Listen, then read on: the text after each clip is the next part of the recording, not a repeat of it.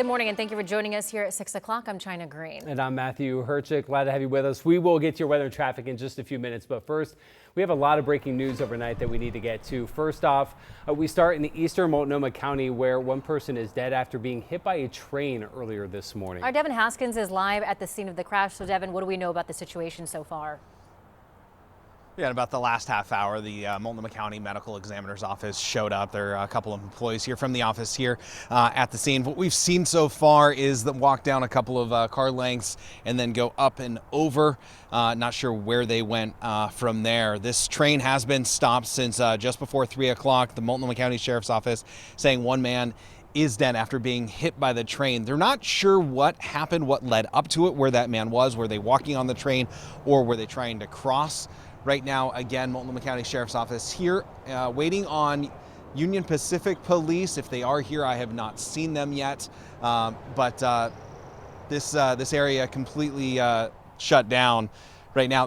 We're in a very remote rural area of eastern Multnomah County. We're about 10 miles west of Cascade Locks right now. So the train here having very little impact on anything of your morning commute, but again, one person is dead here after getting hit by a train here in eastern Multnomah County. Back to you.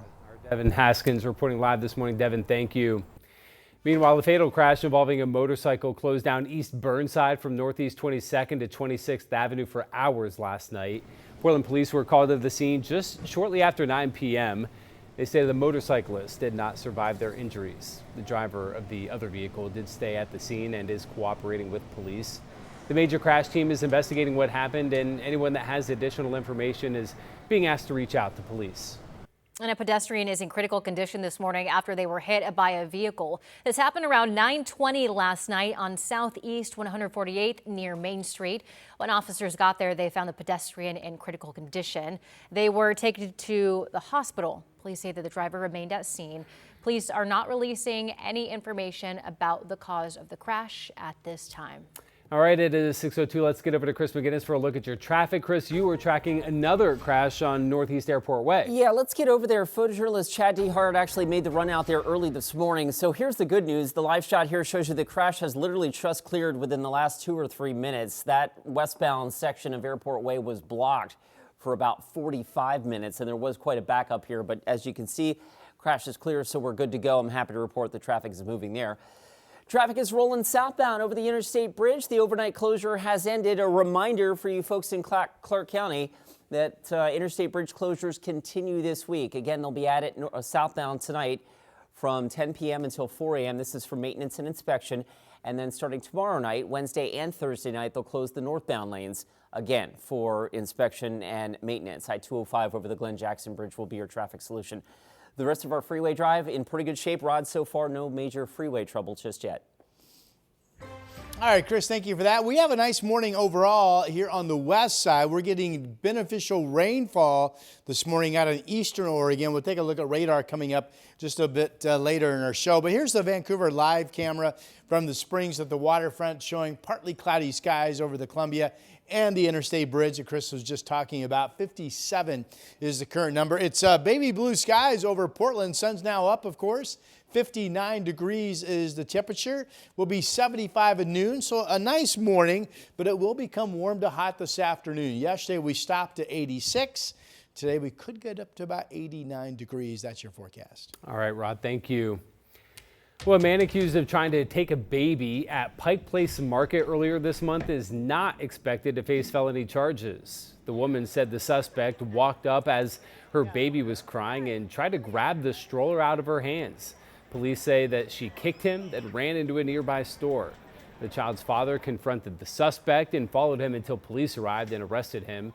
However, the King County Prosecutor's Office says police determined the case did not meet the standard for a felony filing under state law. They are now looking at possible assault and harassment charges. A naked man accused of trying to kidnap a 7-year-old girl along the Portland waterfront made his first court appearance yesterday. But this incident is raising new questions about police response times. 12 people called 911 on 31-year-old Daniel Vasey when he was spotted running naked in Waterfront Park Saturday. One person told dispatchers the man tried to punch them in the head, but it wasn't until dispatchers got a call that Vasey tried to grab a young girl that officers responded. Police tell us that they didn't respond sooner because they were dealing with other serious calls. They say staffing Saturday night was under the minimum level. And City Councilor Loretta Smith says that she is trying to get council to reopen the budget to reverse some police cuts. We're going to add an addition, and I think it's between $12 to $14 million, and we will restore some of those cuts that the police took in training and recruitment. We must be able to recruit and train, and without those dollars, we can't do that. As for the suspect, he faces numerous kidnapping charges. The 7-year-old girl was treated for scratches but wasn't seriously hurt. Well, a controversial ballot measure that would tap into Portland's climate fund to boost police ranks is under new scrutiny following dozens of complaints. Critics claim some canvassers misled voters about what the measure would actually pay for. Cell phone videos shared with KGW show how some canvassers for Safer Portland described the measure. It's to help make Portland safer by lowering the 911 response time. It's a petition to have police officers respond faster. Mental health officers. Mental health, does that include like Portland Street Response Team? Yes, sir. So we can have more of those. Now, the initiative proposes redirecting 25% of the Portland Clean Energy Fund to hire hundreds of sworn officers and increase police training. It would not impact dispatchers or mental health responders. Last week, Portland attorney Alan Kessler filed a complaint with the Secretary of State alleging some canvassers were misinformed, misled voters, and violated election laws. As of yesterday morning, the Secretary of State's office told KGW it has received 90 complaints about the initiative petition. We reached out to Safer Portland, the group behind the proposal, and have not yet heard back. Meanwhile, to a lawsuit involving some disturbing details, as a family in the state says that their loved one's death at the Oregon State Hospital was caused by years of neglect. The lawsuit alleges Kenneth Haas endured inhumane conditions while civilly committed, including spending about 250 days in seclusion and 500 hours tied to his bed. Then this past March, the lawsuit alleges staff failed to stop Haas from drinking more than 5 gallons of water from a toilet and then did not intervene as he collapsed. They say his cause of death was water intoxication. Haas was 25 and his family says he had been there for 3 years to receive psychiatric care. They are seeking damages and court-ordered changes to hospital policy. The state, meanwhile, says it will not comment on active litigation. And crews rescued an injured hiker at Blue Pool, extracting them from a tough-to-reach place. The Sweet Home Fire District says they worked with other agencies to get the hiker out of the Willamette National Forest safely.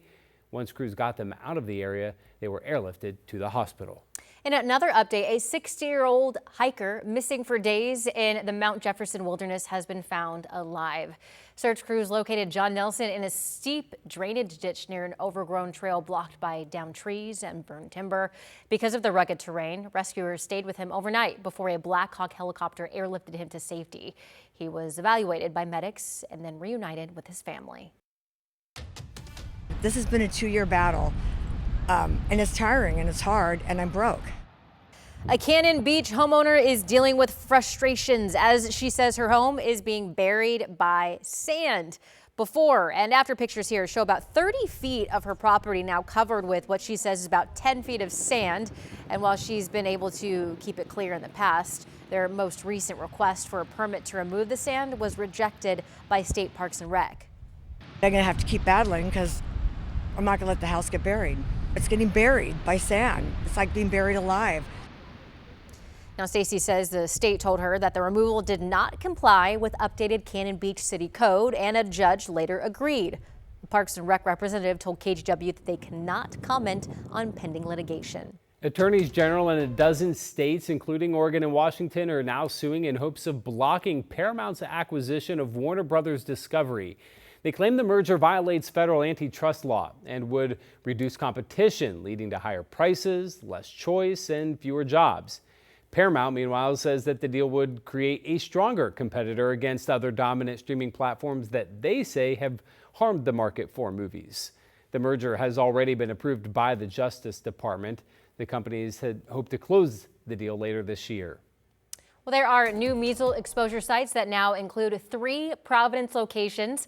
OHA says that you may have been exposed to the contagious virus at certain times last Thursday and Sunday at the Providence Immediate Care Facility in Happy Valley, the Providence Willamette Falls ER, and the Providence Portland ER. If this includes you, health experts say call your doctor as soon as possible to let them know that you may have been exposed. For more details, head to our website, KGW.com. All right, let's get back over to Rod Hill for a look at the forecast. A little activity there this morning. Yeah, rain. I mean, any rain you get in July is an absolute blessing. You know, parts of our state can go through the entire month and only see a trace of rain. So the fact that we have widespread rain that's been going on for a couple of hours at this point across eastern Oregon, you see it's moving south to north. There's Baker City, some heavier rain rates currently moving through. We've had one of our viewers actually confirm for us, thank you for calling in, that LeGrand has been getting some rain since about 5 o'clock. There's John Day getting a touch of it as well. Here's Timberline. We are dry over the Cascades and here on the west side of our state. Still operating up on the Palmer Snowfield as far as I know. It's looking a little soft up there this morning. It's 60 degrees up at Timberline right now. 60 degrees at 6,000 feet.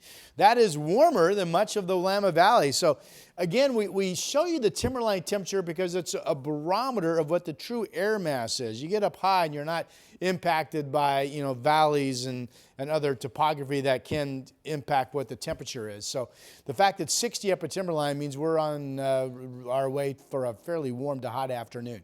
It is 51 in Battleground, 9 degrees cooler than a mountain this morning, 56 in Salem, 53 is the number down in Corvallis. Albany, you're at 55. Here's your temperature march today. It shows us mid-70s at noon, getting up to 80 degrees at 1 o'clock, and I think we'll be at least close to 90 later today. Hey, here's Franklin, beautiful cat, all dressed up, actually. Pet of the day at KGW.com is the email address, and we'll feature your pet on our show. Real quick look at the temperatures this afternoon. Rain right now in eastern Oregon. There is a chance of thunderstorms redeveloping later today. We've got 90s in central Oregon. And I have Portland getting up to 89 today, 90 tomorrow. A thunderstorm threat tomorrow night and Thursday. Rain, hopefully. We'll talk more about that coming up, guys.